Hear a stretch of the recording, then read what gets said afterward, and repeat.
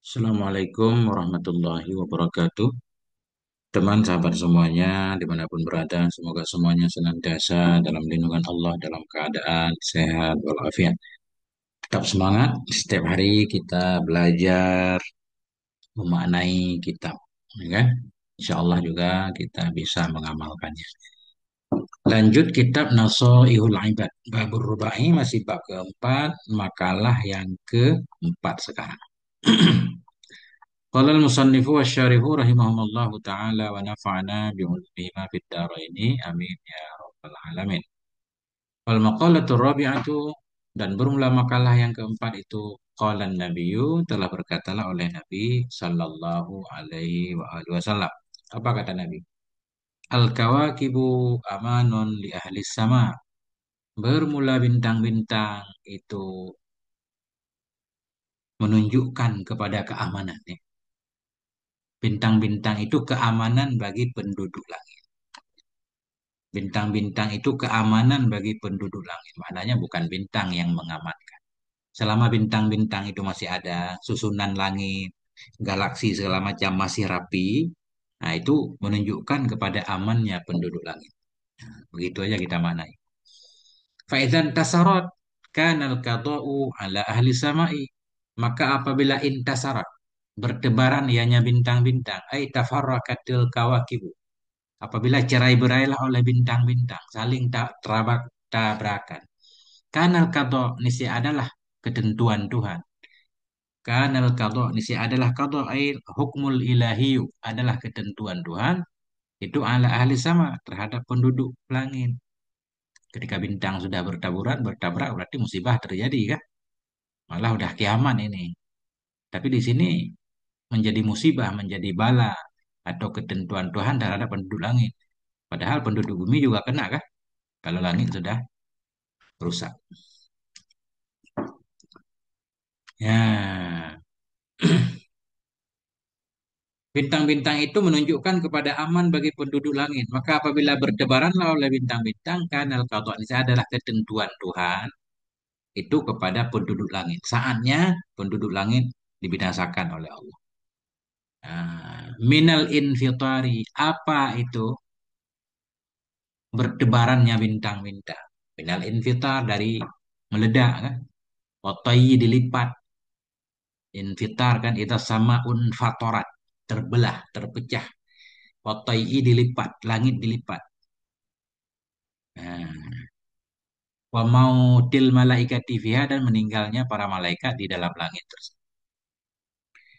Kemudian Nabi melanjutkan wa ahlu baiti amanun li ummati, dan keluargaku, ahlu baiti, keluargaku itu amanun li ummati, itu mengamankan bagi umatku, pertanda aman untuk umatku. Maknanya selama keluargaku masih ada, kata Nabi, itu umatku aman, nggak melenceng akidahnya. Nah, cuma di sini Syekh Nawawi mengartikan ahlu baiti zurriyati, keturunanku, kan. Tapi secara umum para ulama membedakan antara ahlu baiti dan zurriyah. Ahlu baiti itu kan yang sebut dalil khusus. Seperti hadis kasak dalam Sahih Muslim kan. Ketika Nabi menyelimuti Sayyidah Fatimah, Sayyidina Ali, Nabi sendiri, Sayyidina Hasan, Sayyidina Husain kan. Nabi selimuti, kemudian Nabi doakan, mereka itulah keluargaku ahlu baiti. Jadi banyak para ulama secara umum, ahlu baiti itu keluarga Nabi yang khusus, khususnya Nabi. Ya, kalau zuriat itu baru keturunan-keturunan Sayyidah Fatimah itu sampai sekarang. Ya, cuma di sini Syekh Nawawi nggak tahu saya alasan apa beliau memaknai ahlu baiti dengan zuriyati. Mungkin biar berlaku sepanjang masa kan, karena kalau ahlul bait kan sudah nggak ada, yang ada keturunannya. Nah itu.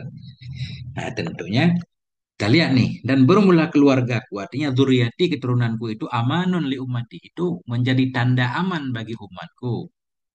Faiza zala ahlu baiti, maka bila hilanglah oleh keluargaku, kanal qada'u ala ummati. Ini sih adalah ketentuan Tuhan tadi kepada umatku. Ya, selama keluarga Nabi masih ada, yang soleh-soleh tentunya kan, yang soleh-soleh karena berkaitan dengan menjaga akidah. Ya, berkaitan dengan mengamalkan agama dengan lurus. Nah, itu. Karena itu Syekh Nawawi di sini menyatakan, ini adalah ketentuan itu kepada umatku. Apa ketentuan yang dimaksud? Min tuhuril bid'ah, dari munculnya bid'ah-bid'ah wa ghalabatil ahwa, dikuasainya hawa nafsu, wa ikhtilafil aqaidi, berbedanya akidah-akidah, wa zuhuri rumi, menangnya bangsa Rum, wa ghairiha, dan lain-lain. Nah, ini hadis hadis Hasan kalau kita lihat statusnya kan. Tapi makna hadis memang didukung oleh hadis lain. Banyak hadis lain juga yang mendukung bahwa Nabi menyatakan seperti itu. Taraktu fikum amraini kan, aku tinggalkan padamu dua perkara. Ma'in tamassaktum bihima, selama kalian berpegang dengan keduanya, lan tadillu abada. Lan tadillu ba'di abada, kalian enggak sesat. Ahlu baiti, apa namanya? Kitabullah wa itratu ahlu baiti ya. Kitab Allah dan itrah keluarga Nabi, khususnya mereka selalu bersama Quran. Lebih-lebih lagi tentang sesudah wafatnya Nabi kan. Wafatnya Nabi terjadi fitnah besar. Jadi orang-orang yang berada, bahkan ada hadis menyatakan bahwa ketika berpecah berpecah umat Nabi beberapa golongan, kita dianjurkan untuk memilih golongan yang di sana ada ahlul bait. Insya Allah selamat. Nah, itu. Nah, tentunya para ulama biasanya menambahkan syarat kan. Secara umum semuanya terhormat keluarganya. Tapi yang perlu diikuti jadi teladan itu yang berilmu, yang mengamalkan ilmunya. Nah, itu. Mudah-mudahan begitu. Wa ana amanun li ashabi, dan saya itu menjadi tanda aman bagi sahabat-sahabat saya. Ana amanun li ashabi. Saya itu mengamankan bagi sahabat-sahabat saya. Maknanya selama Nabi masih ada, Nabi bisa berdakwah, mengingatkan para sahabat, kan insya Allah sahabat aman, nggak disiksa Allah. Faiza zahabtu, maka bila aku pergi, mitu, bila saya mati, kanal qada'u ala ashabi. Ini sih adalah ketentuan Tuhan itu atas sahabat-sahabatku. Apa ketentuan di sini? Ketentuan di sini, minal fitani, dari fitnah-fitnah, wal hurubi, peperangan kan. Begitu Nabi meninggal, masya Allah, perang saudara sama sahabat kan. Kayak Sayyidah Aisyah berperang dengan Sayyidina Ali, Muawiyah berperang dengan Sayyidina Ali. Ini adalah ketentuan itu kepada sahabat-sahabatku, minal fitani, dari fitnah-fitnah, wal hurubi, peperangan, wartidadi manir tadda, wartidadi manir tadda, dan murtadnya orang-orang yang murtad ya. Wahtilafil qulub, dan berselisihnya hati. Terjadi pertentangan hati. Afwan. Nah, itu selama Nabi masih ada kan Nabi bisa mengingatkan para sahabat aman.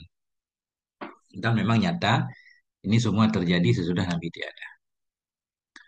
Wal jibalu amanun li ahlil ardi, dan bermula bukit itu petunjuk aman, tanda keamanan bagi penduduk bumi selama bukit masih di tempatnya. Karena bukit itu penyeimbang bumi kalau dalam Quran kan. Tapi kalau gunung-gunung udah pada meledak, ini kan tanda tidak aman lagi. Bukit-bukit itu petunjuk aman bagi penduduk bumi. Faiza zahabat ail jibalu. Maka bila hilanglah oleh bukit-bukit itu, kanal qada'u, ini adalah ketentuan itu terhadap penduduk bumi. Ketentuan Allah, gempa bumi, gunung meletus, dan seterusnya. Nah, itu makna pintasnya seperti itu. Penjelasan mendalam saya juga nggak paham. Wal maqalatul khamisatu an Abi Bakrin As-Siddiq. Bermula makalah yang kelima itu dari Abi Bakar As-Siddiq radhiyallahu an. Annahu qala, bahwa sungguhnya Abu Bakar itu berkata, iya. Apa kata Abu Bakar? Arba'atun minal khisali tamamuha bi arba'atin. Bermula empat dari perkara, itu bermula sempurnanya empat itu dengan empat yang lain. Ada empat perkara, baru sempurna harus ada tambahan empat lagi. Jadi delapan. Arba'atun minal khisali, bermula empat perkara, itu tamamuha. Bermula sempurnanya empat perkara, itu bi arba'atin minal umuri, dengan empat perkara, dengan empat dari perkara lainnya. Apa itu? Tamamus sholati bisa jedatai sahwi. Kesempurnaan sholat itu dengan sujud sahwi. Berarti kalau terjadi lupa dalam sholat yang memerlukan kepada sujud sahwi, kemudian kita melakukan sujud sahwi, baru sempurna sholat kita. Kita takdirkan. Tamamus sholah, sempurna sholah itu bisa jedatai sahwi dengan dua sujud sahwi. Hina wujudis sababi sujudi, ketika adanya sebab sujud. Ada sebab-sebab yang menghendaki kita harus disunahkan sujud. Seperti meninggalkan awaan misalkan. Ketika itu kan sholat kita kurang, baru sempurna harus sujud.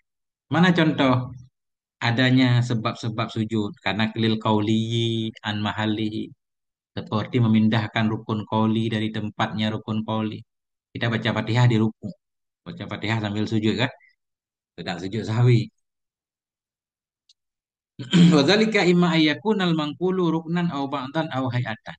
Ini kata beliau, sebab antara lain seperti memindahkan rukun qauli dari, ini nggak disebut rukun, qauli aja. Seperti memindahkan qauli dari tempatnya.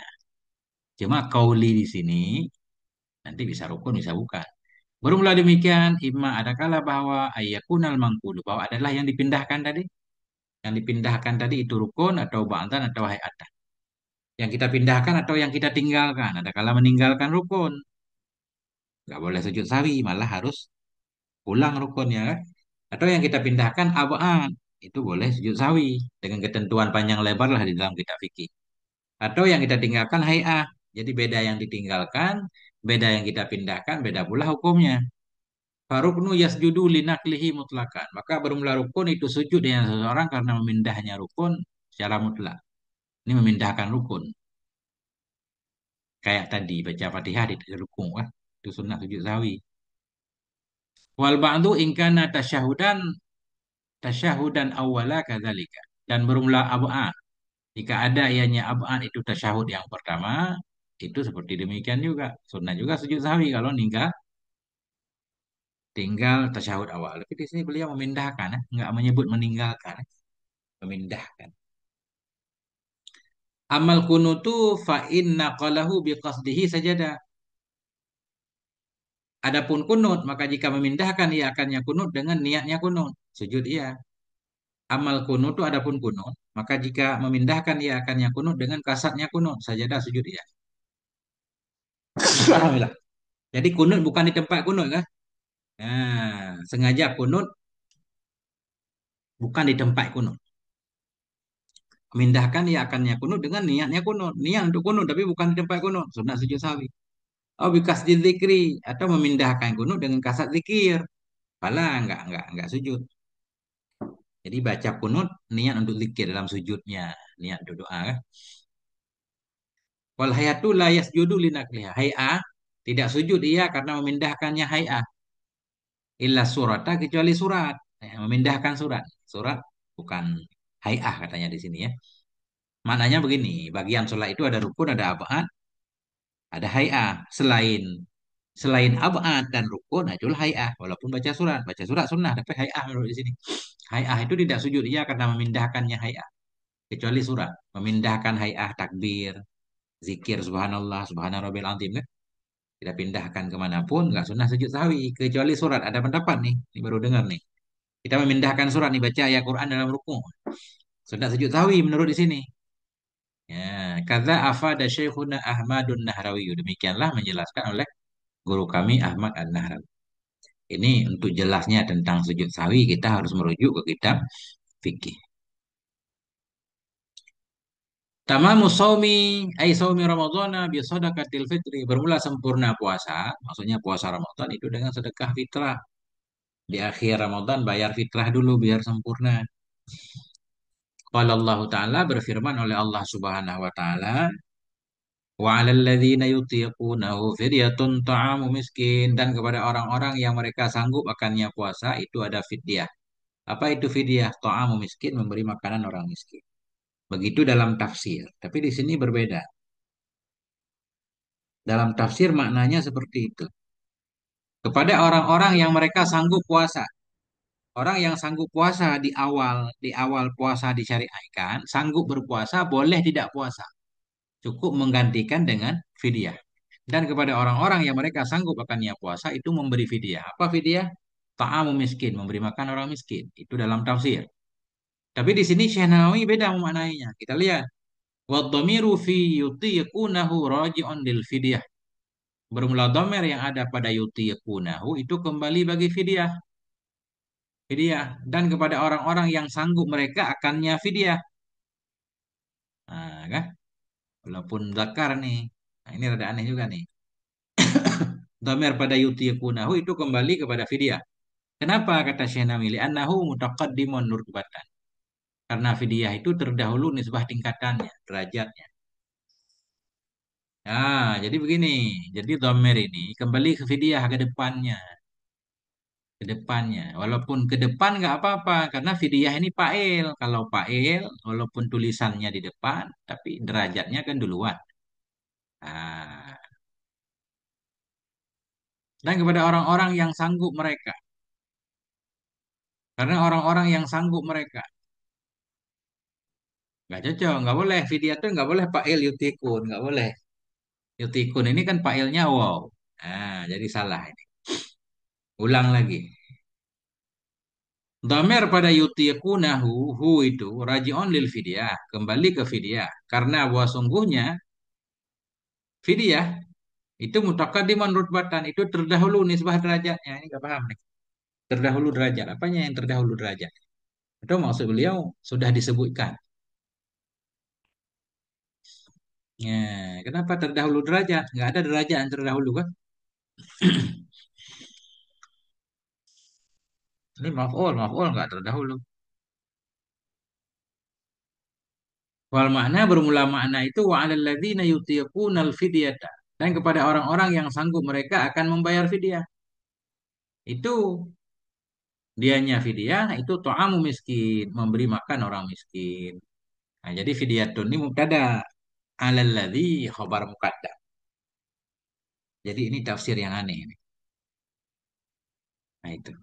Ya udah begitu aja, saya maknanya aja ya. Jadi makna ayat kalau hu kembali ke fidyah maknanya wa 'alal ladzina, dan kepada orang-orang yang mereka sanggup akan membayar fidyah, yang mana dianya fidyah itu memberi makan orang miskin. Di fidyah berarti. Wal muradu minat ta'am, dan bermula yang dimaksud dari makanan itu sedekatul fitri, itu sedekah fitrah. Nah, ini kan lain lagi kan. Nah, kenapa yang dimaksud dengan makanan di sini sedekah fitrah? Li'anna Allah Ta'ala zakara hadhil ayat, karena Allah Subhanahu wa taala telah menyebut oleh Allah akan ini ayat aqbal amri bisyam, sesudah perintah puasa. Kutiba alaikumusiyam. Nah, sehingga masuk kata beliau memberi makan orang miskin ini maknanya sedekah fitrah. Tapi dalam tafsir enggak. Dalam tafsir tetap ini fidyah, fidyah puasa terhadap orang-orang yang enggak sanggup puasa.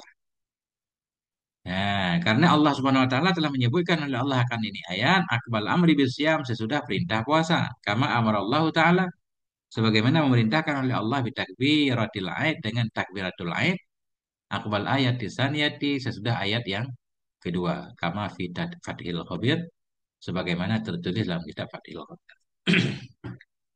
Ini rada muskil dikit nih. Biarin ya. Lanjutkan. Wa tamamul haji bil fidyah, dan bermula kesempurnaan haji itu dengan fidyah. Fidyah kalau memang menghendaki untuk bayar fidyah. Wahya imma zibhun ni'ami awil amdadu. Dianya fidyah ada kala menyembelih binatang ternak, awil amdan, atau memberikan mut-mut. Idza wujida sababuha, apabila didapati akan sebab-sebabnya fidyah. Sebab alladzi yang yujibuha, yang menyebabkan dianya sebab akannya fidyah. Bila ada penyebab menghendaki untuk perlu membayar fidyah, seperti ada wajib haji yang tertinggal kan, semacam dam di sini. Biar haji sempurna ya bayar. Apabila didapati akan sebab-sebabnya, sebab-sebabnya fidyah, sebab yang mewajibkan ia akannya fidyah, au yasunnuha, sebab-sebab yang menyunnahkan ia akannya fidyah, au lam yujad, atau tidak didapatkan akan dianya sebab, bal fa'alal fidyata lil ihtiyati, tetapi memperbuat ia akan fidyah untuk lebih hati-hati. Nah, misalkan nggak ada cacat apa-apa kan, dia mau membayar fidyah, ya boleh aja, biar lebih hati-hati. Wa tamamul imani bil jihad, dan sempurna iman itu dengan perjuangan jihad. Gak cukup hanya iman saja. Harus ada perjuangan menyebarkan agama Islam kan. Sempurna iman itu dengan jihad. Ai biddu'a ila dinil haqi, dengan mengajak. Dengan mengajak kepada agama yang benar. Kama qalahu Saidu, sebagaimana yang mengatakan akan nyama oleh Said Alil Jurjaniyu fit ta'rifat, dalam kitab ta'rifat. Jadi makna jihad di sini berarti mengajak orang kepada agama, ya, mengajak orang kepada agama. Tentunya awalnya dengan cara lembut ya. Kemudian selanjutnya ya bagaimana yang dikehendaki oleh keadaan. Nah,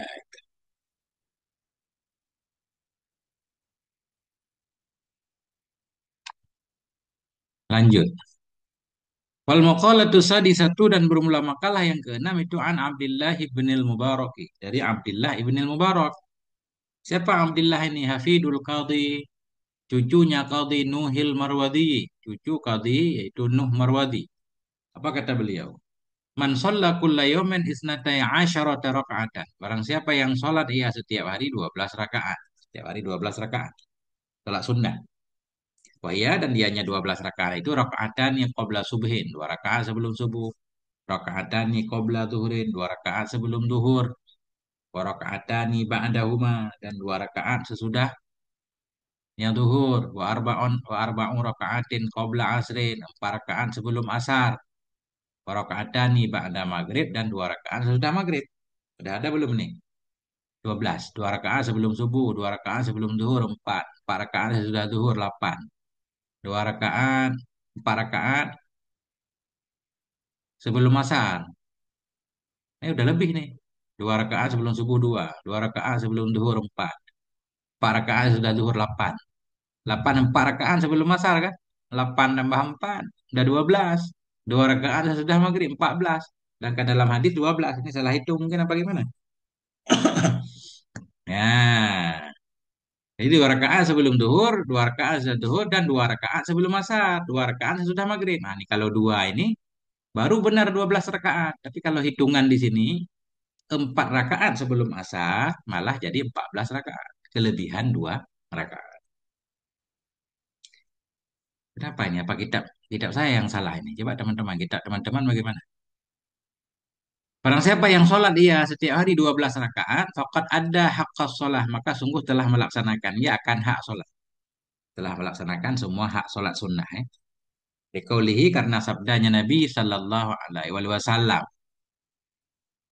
Ya, jadi Nabi menyatakan begini, walaupun ucapan Nabi ini tidak cocok jadi dalil semuanya di atas. Nabi menyatakan rahimallahu mra'an, semoga merahmati oleh Allah akan seseorang. Sholat yang sholat ia qoblal asri arba'an. Semoga merahmati oleh Allah akan seseorang sholat ia sebelum asar 4 rakaat. Sedangkan ucapan di atas kan sholat 12 rakaat. Beliau bawakan cuma satu dalil saja. Allah merahmati doa Nabi. Semoga Allah merahmati orang yang sholat sunnah sebelum asar 4 rakaat. Memang dalam hadis 4 rakaat. Nah itu. Ya minimal, minimal hadis ini menunjukkan sholat sunnah, sunnah sholat sebelum asar. Adapun untuk dalil-dalil sholat sunnah yang lain sebelum subuh, sebelum zuhur, sudah zuhur itu perlu kepada hadis yang lain kan. Yang beliau tidak membawakan di sini. Nah, begitu. Wa kana Nabi sallallahu alaihi wa kana Nabi sallallahu alaihi wa alihi wasallam yusalli qablaha. Salat ianya Nabi sebelumnya asar arba'an 4 rakaat. Yafsulu bainahunna bitaslim memisahkan ianya Nabi antaranya 4 rakaat dengan salam. Maknanya 2 rakaat sekali salam, 2 rakaat sekali salam. Wali Tobrani dan bagi Tobrani ada riwayat yang lain. Man shalla arba'a raka'atin qoblal asri. Barang siapa yang sholat ia 4 rakaat sebelum asar, haramallahu badanahu 'alan nar. Saya mengharamkan oleh Allah akan badannya di atas neraka. Masya Allah.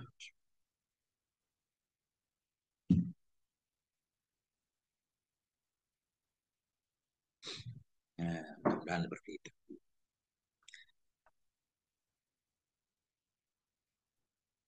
Wa nakala Syekhu Khalilur Rasyidi dan telah menukil oleh Syekh Khalil Ar-Rasyidi minad Dimyati dari Syekh Dimyati fil Muttajirir Rabihi dalam kitab Muttajirir Rabih min khabari Muslim dari hadis Imam Muslim.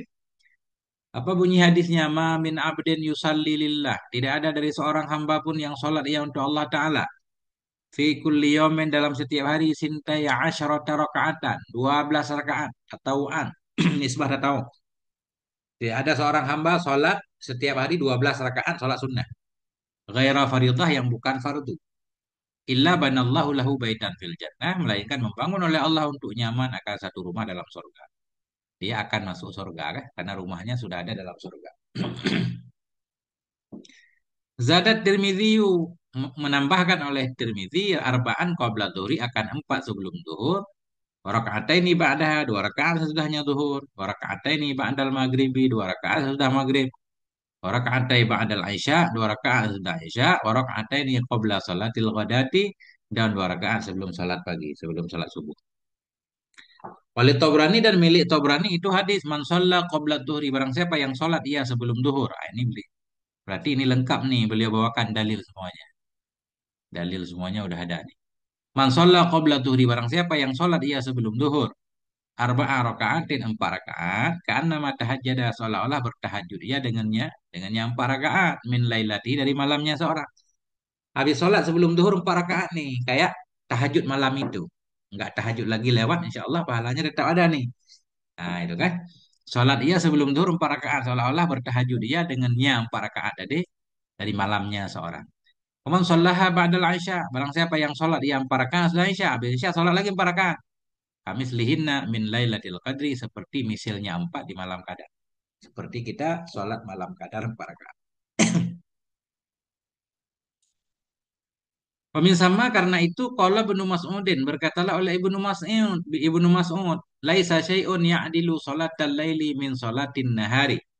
Tidak ada sesuatu yang sebanding ia akan sholat malam dari sholat siang illa arba'an qabla tuhri kecuali 4 rakaat sebelum zuhur. Jadi secara umum sholat malam itu lebih utama daripada sholat siang. Nah, ini ada kecualinya nih. Kata Ibnu Mas'ud tidak ada sesuatu yang mengimbangi ia akan sholat malam dari sholat siang. Nggak ada sholat siang yang sama dengan sholat malam.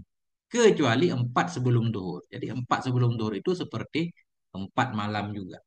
Tadi kan, sholat sebelum duhur seperti kita bertahajud juga. Wafadluhunna ala sholatin nahari. Dan bermula kelebihannya sholat 4 rakaat sebelum duhur di atas sholat siang itu kafadli sholatil jamaati seperti kelebihan sholat jamaah atas sholat sendiri. Nah, jadi masya Allah. Jadi 4 rakaat sebelum duhur dibanding dengan sholat sunnah yang lain di siang hari itu seperti sholat jamaah dibanding dengan sholat sendiri istimewa. Wakana Nabi sallallahu alaihi wa alihi wasallam Nabi bersabda adalah Nabi yusallihinna sholat ianya Nabi akannya 4 rakaat sebelum duhur wa yutilu fihinna ruku'ah memanjangkan oleh Nabi dalamnya 4 rakaat akan rukuknya wa sujuda dan akan sujudnya. Nabi sholat 4 rakaat sebelum duhur panjang rukuk dan sujud. Ketika Nabi ditanyakan kenapa Nabi sholat sunnah sebelum duhur panjang. Nah, wayakulu dan Nabi berkata. Nabi berkata nih. Innaha sa'atun tuftahu fiha abwabus sama. Sungguhnya waktu sebelum duhur. Itu waktu yang dibukakan dalamnya waktu akan pintu-pintu langit. Langit terbuka. Fawahibbu ayyas'ada li fiha. Maka aku suka bahwa naik bagiku dalamnya waktu oleh amalun soleh, oleh amal yang soleh. Nabi selalu pengen di setiap waktu-waktu baik itu ada amal soleh yang diangkat oleh para malaikat. Masya Allah nih.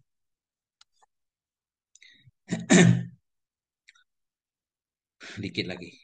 Man shoma min kulli syahrin salasata ayamin. Barang siapa yang berpuasa ia setiap bulan 3 hari. Setiap bulan 3 hari.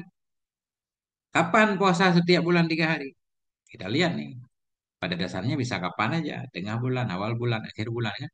Wahyal ayyamul biyadu. Dianya 3 hari. Itulah hari-hari putih. Hari-hari putih. Wahya dan dianya hari putih itu asali sa'asyara wa taliyahu. Yaitu yang ke-13 dan 2 yang mengiringinya 13. 13, 14, 15 setiap bulan. Itu hari putih namanya. 13 dan 2 yang mengiringinya yaitu 14, 15. Illa fil hijjati, illa fil hijjah. Kecuali pada hijjah, maknanya bulan Dzul Hijjah. Bulan Dzul Hijjah 13 kan hari tasyrik dia nggak boleh puasa kan? 10 Dzul Hijjah hari raya, 11, 12, 13. 13 Dzul Hijjah masih hari tasyrik, baru boleh puasa hari keempat. Berarti hari ke-14, hari ke-15, hari 13 mana lewat. Nah ini. Illa fil hijjah. Kecuali pada bulan Dzul Hijjah. Yasumu sadisa asyara. Puasa ia akan hari ke-16. puasa ia akan hari ke-16. Puasa ia akan hari ke-16. Karena hari di bulan Dzulhijjah mulai dari tanggal 14, 14, 15. Untuk 13-nya kapan? Lompat ke 16. Jadi puasa di hari ke-16 sebagai ganti hari ke-13.